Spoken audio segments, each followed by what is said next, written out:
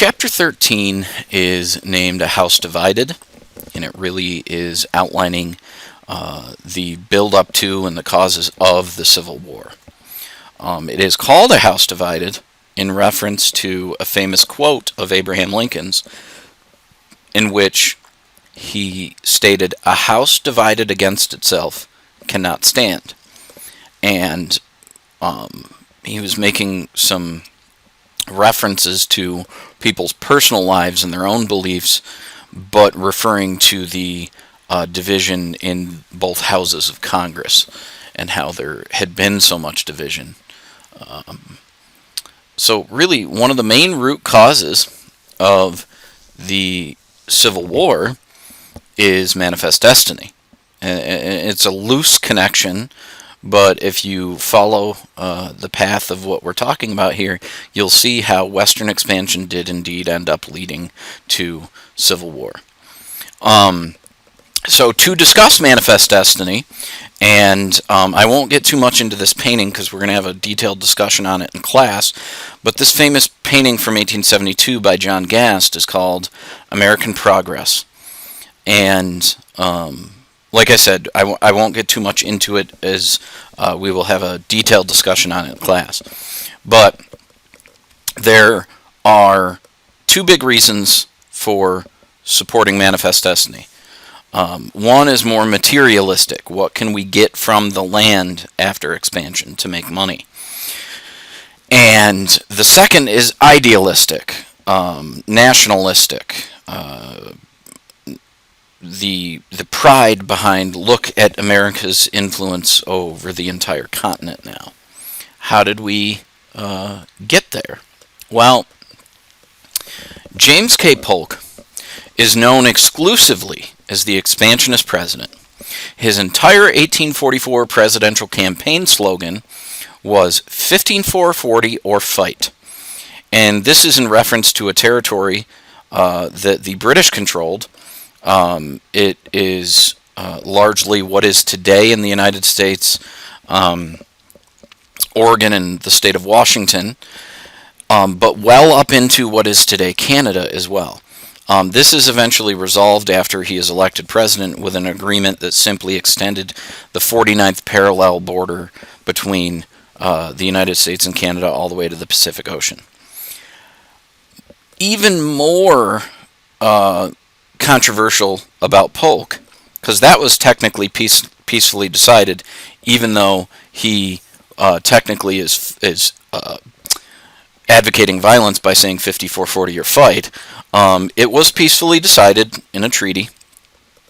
Much more controversial is that he instigated the Mexican War intentionally as a way to gain northern Mexico for the United States. The story goes that the United States believed that the border of Texas, which had now become part of the United States, was the Rio Grande River. Mexico, however, thought it was the Nueces River, which was a little further north than the Rio Grande River. So what Polk did to manipulatively start the war is he sent U.S. troops into the disputed territory, and I'll show you that on a map in a moment. He sends them in, and then when Mexico views that as an invasion and fire on U.S. troops, Polk can then say, well, look at that, he started the war, Santa Anna, that is, started the war, and now we need to defeat them. Now, during the war, Henry David Thoreau was arrested protesting the Mexican War, and during that time he wrote his famous work on civil disobedience. There's a famous story that his friend, Ralph Waldo Emerson, came to bail him out of jail one of the times that he was imprisoned, and he said, "Henry, what are you doing in there?" And Thoreau looked out at him and said, "Better question is, what are you doing out there?" And what he means is, why aren't you in here with me? Like, this is such an awful thing, this war, that you should be here right next to me. After the war and gaining of the Mexican cession, again, I'm going to show you all of this on maps moving forward here in the next few slides, but Ralph Waldo Emerson was quoted as saying, "Mexico will poison us," and meaning that because we've gained all this new territory, it is going to spark debates over the new territory that will lead to our demise. And he was partly correct in the very short time frame that the Civil War was underway. So you see James K. Polk's presidential portrait here on the left. You can also see the disputed territory here between the United States and Mexico. Now, Mexico viewed only this small section in white here as independent Texas. The United States, however, thought that the Rio Grande River indicated the border with Mexico. You can see here near Corpus Christi, Texas, is the New Sace River. So it's really all this territory in between that is disputed, and the territory that Polk marches the troops into to start it all off. Well, at the end of the war, because the United States does have a far superior military and defeated Mexico rather handily, the signing of the Treaty of Guadalupe Hidalgo ends the war. And these territories in pink here are gained by the United States. Now, Mexico is paid $15 million for the land. So, a newspaper reporter writes in a newspaper called The Whig Intelligencer, "We take nothing by conquest, thank God." And despite the fact that we had just won a war, and more or less forced this agreement on Mexico, because we paid them, then it made us, feel better. It made our conscience feel a little clearer for what we had done. And you have here a famous painting of the shock of Mexico surrendering to the United States, getting out there in the news. You see another depiction here of the Mexican cession in red. And then later, and we will come back to this, we purchased this strip of territory, came to be known as the Gadsden Purchase, and I'll come back to why that is important in a few moments. Once gold is discovered in the West, all of a sudden, much of the Great Plains, Rocky Mountains are skipped right over, and people settle in California and Oregon. And the reason for that is that with the gold discovery, people want to strike it rich.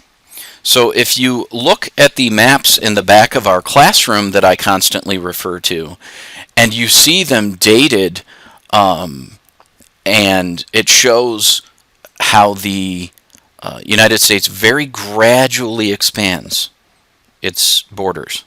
Particularly statehood is very gradual. Until the gold rush.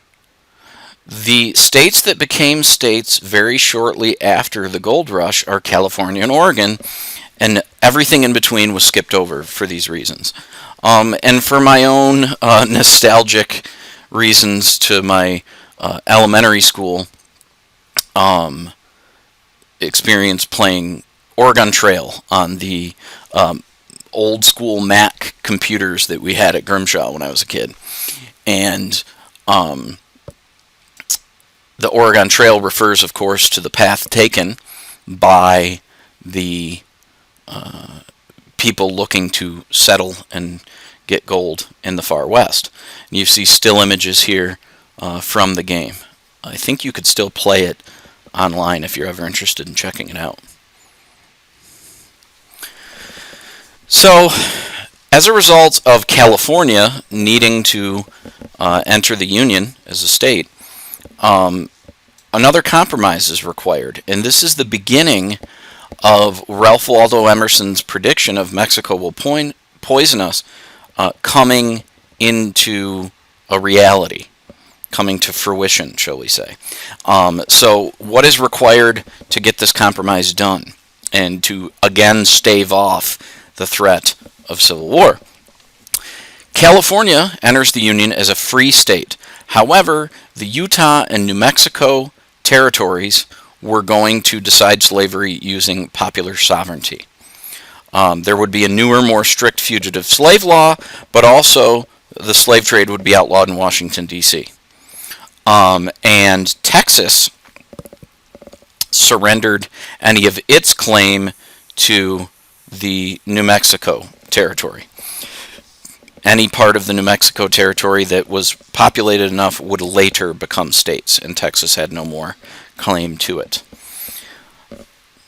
Remember this term, popular sovereignty, because we will come back to it when we discuss the Kansas-Nebraska Act. Now, if you remember, I said I would refer back to this strip of land that was purchased, the Gadsden Purchase. We paid just as much, $15 million for this territory as we did the entire Mexican cession. Why would we do that? Well, all of these territories north of this are very mountainous, okay, and not very easy to build a railroad. So this territory, a lot more level and easier to build a railroad. So what comes to be known as the Southern Pacific Rail Line goes right through this stretch of territory here. And that's the motivation for paying that much money for such a small, in comparison anyway, small territory. Now, I said I would refer back to popular sovereignty, and here we are. Popular sovereignty is the concept of voting, deciding whether slavery would exist somewhere or not, based on people voting. So, in 1854, Kansas is approaching its threshold in population for statehood. So, Stephen Douglas, he thought that popular sovereignty was a good, happy middle ground between the extremes of abolition and absolute pro-slavery. The real translation here, and we'll discuss this in class, is it provides Douglas with the opportunity to not have to take a stance on slavery one way or the other. And if you recall, we will discuss too that the Whig Party takes the same stance. Don't take a stance on slavery to avoid alienating voters. Well, that doesn't work out so well for them. And it doesn't work out so well for Stephen Douglas either, long term. And we will come back to both of those things. So, after the Kansas-Nebraska Act provides for popular sovereignty at the behest of Stephen Douglas, you have pro-slavery and abolitionist forces flooding into Kansas to influence the outcome of the vote. John Brown becomes famous at this time because he actually murders slave owners in their sleep in Kansas and says that he is acting in the name of God to do this. Yeah, pretty crazy guy. And anyway, you also have the caning of Charles Sumner taking place as a result of this controversy. Charles Sumner was giving an anti-slavery speech on the floor of the Senate. He was a Republican senator from Massachusetts. And a Southern Democrat by the name of Preston Brooks from none other place than South Carolina. He was a congressman, so he was only a member of the House. He was not a senator. But he was in the audience, and he came down out of the audience and took a cane and beat Charles Sumner unconscious. And this is a very famous drawing of that incident. These are just more and more and more evidence of the divisiveness that was coming out of the expansion west. And Ralph Waldo Emerson called it when he said, "Mexico will poison us." Now, the fall of the Whigs and the rise of the Republicans.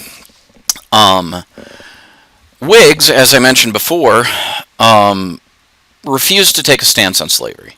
They didn't want to alienate anybody, but it backfired. It blew up in their face. They alienated everyone. They're trying to avoid alienating anyone. They actually alienate everyone. And the biggest reason is you have abolitionists who want to hear you say negative things about slavery, and you have slave owners who want to hear you say positive things about slavery. Even if you don't come right out and advocate or detract on the issue, you need to speak something of an opinion on it. So neither side is very happy, and so the Whig Party loses so much support that it simply collapses. So the Republican Party believes in all of the same economic development stances of the Whig Party,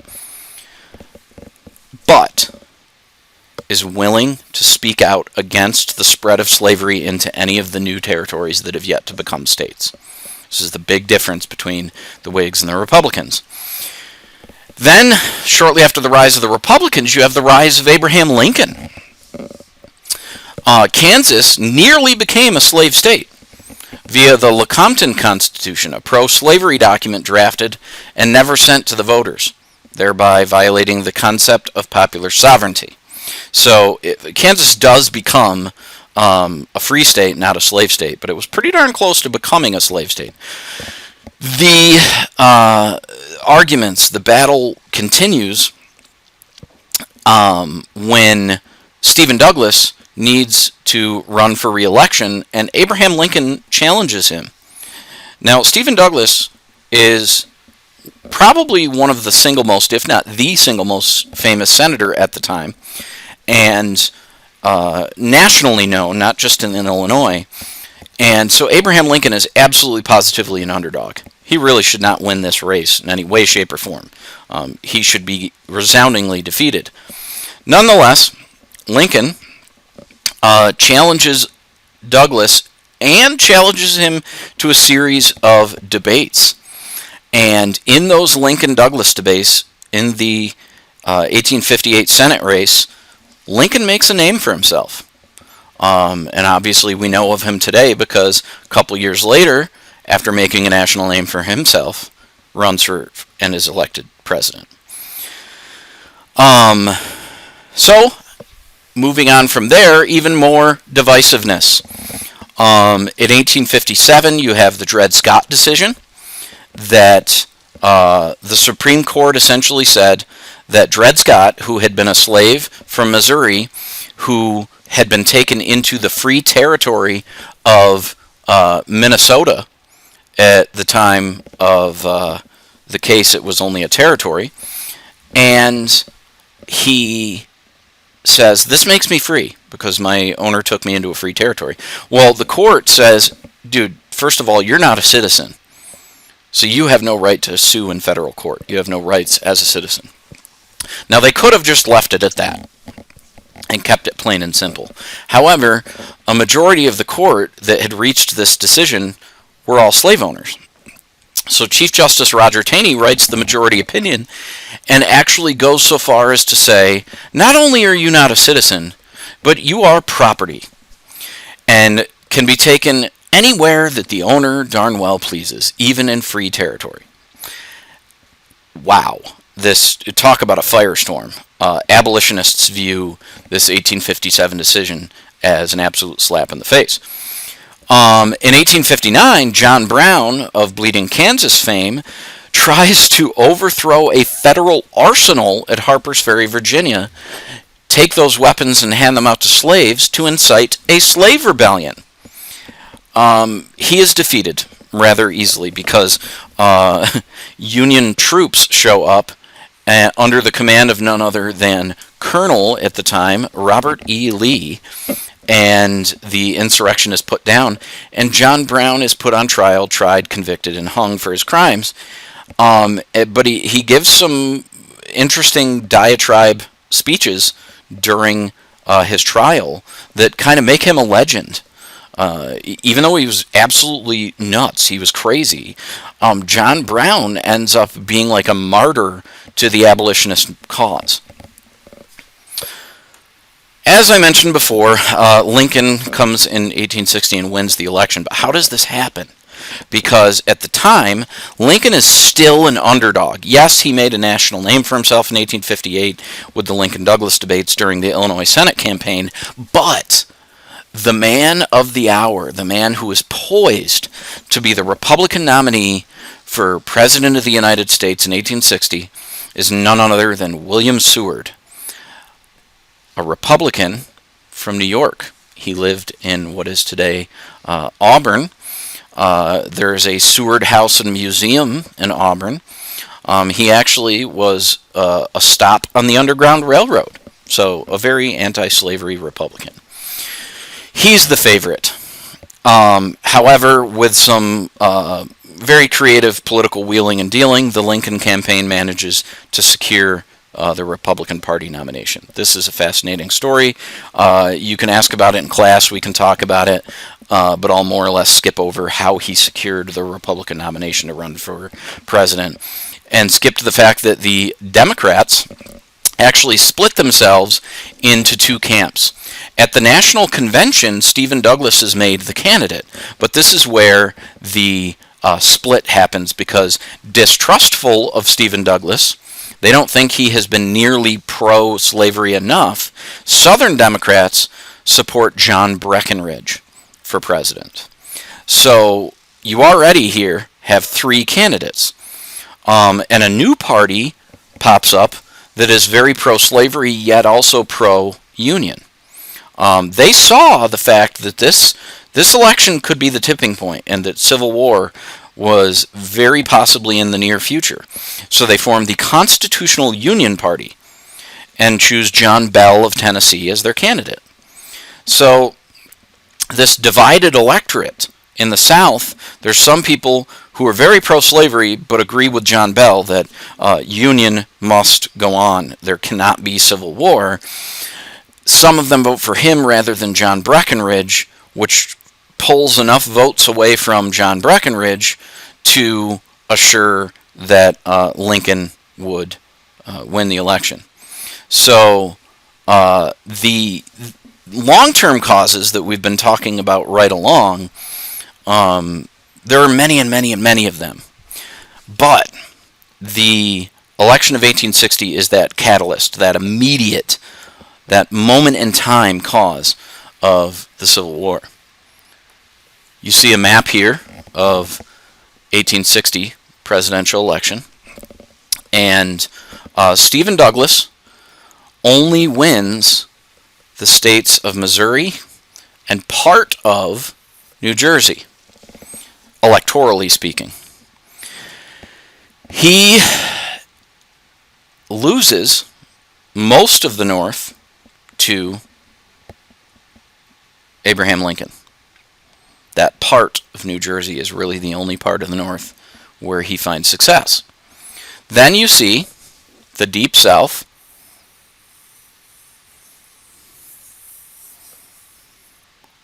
also here, voting for John Breckinridge. But it is these three states that could have perhaps made it much more competitive that went to John Bell, the Constitutional Union candidate. Could have made the race much more competitive. However, Lincoln, in this four-way race, wins only 40% of the popular vote, but a resounding 59% of the electoral vote. This, of course, leads to secession. Deep southern states like South Carolina, we keep harping on South Carolina, South Carolina, South Carolina. They are the very first to secede because they are eager to break away from the Union and form the Confederate States of America. Now, upper southern states, though, like Virginia, who was one of the very last to secede only after the firing on Fort Sumter, they're very hesitant early on.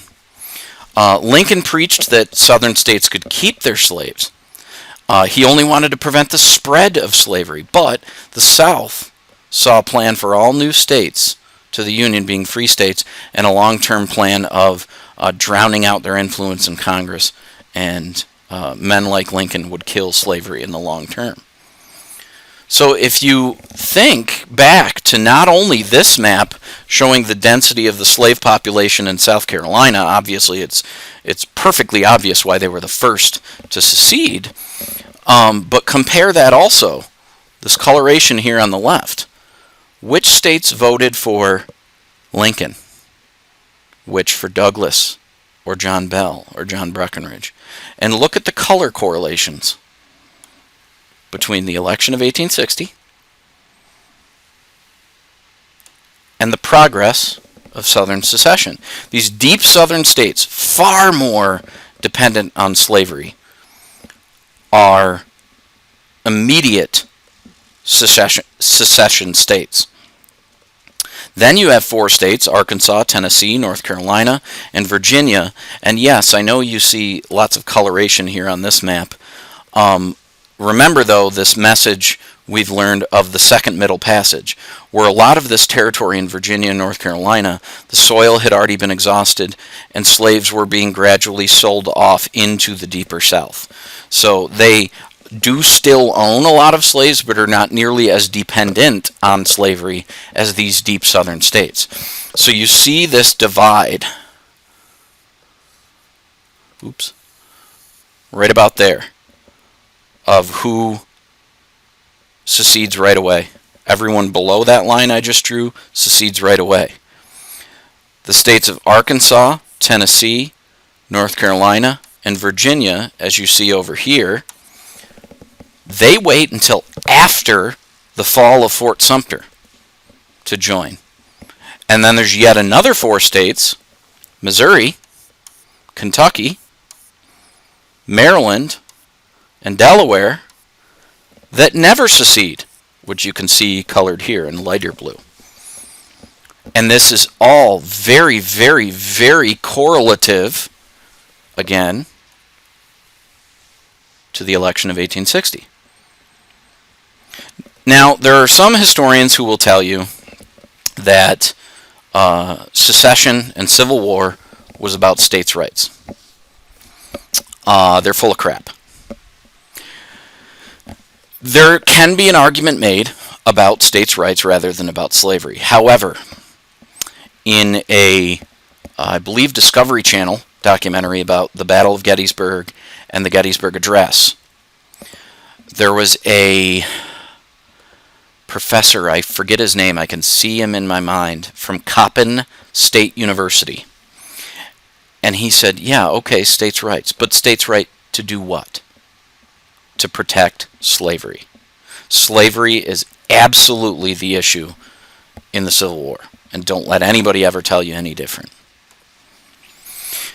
The Crittenden Compromise. Again, Kentucky is one of those on-the-fence states that does not secede from the Union. And one of their senators, John Crittenden, a former Whig,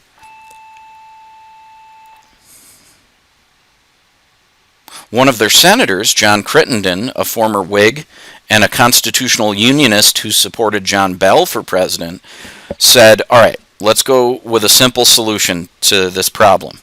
Let's reinstate the Missouri Compromise line of 3630 to separate slave and free territories for all time, regardless of any previous decisions. Lincoln and some other senators from southern states rejected the idea. Lincoln was absolutely adamant he did not want slavery expanding into any new territories, and Southerners resist the plan for reasons of their own as well. Then, of course, you have the firing on and the fall of Fort Sumter and the outbreak of war. Very famous quote here from Abraham Lincoln. Both sides deprecated war, but one of them would make war rather than let the nation survive, and the other would accept war rather than let it perish. And the war came. And came it did. About 750,000 people died in the Civil War. That's the end of the lecture. If you have any questions, by all means, reach out to me. Otherwise, I will see you in class.